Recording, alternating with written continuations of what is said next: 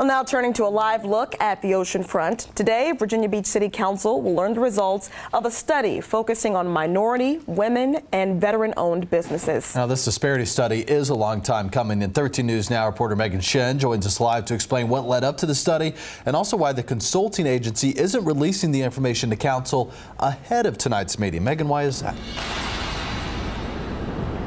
Yeah, officials say the results won't be released until City Council's briefing tonight at 4 o'clock.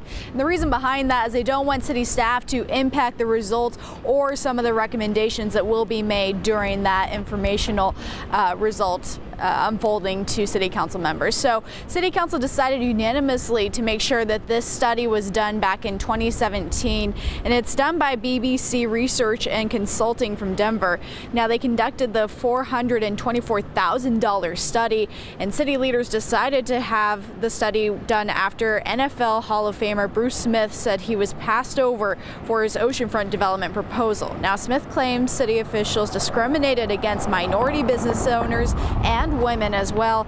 The issue sparked conversations and marches around Virginia Beach. Now, Governor Ralph Northam is weighing in on this study, and according to the Virginian Pilot, the Pilot reports Northam spoke to and at a private fundraiser 2 weeks ago at Smith's home, and during that, Northam said that we need to level the playing field. Quote, "We need to get rid of the cronyism in Virginia Beach and the good old boy system." Reporting live in Virginia Beach, I'm Megan Shen, 13 News Now.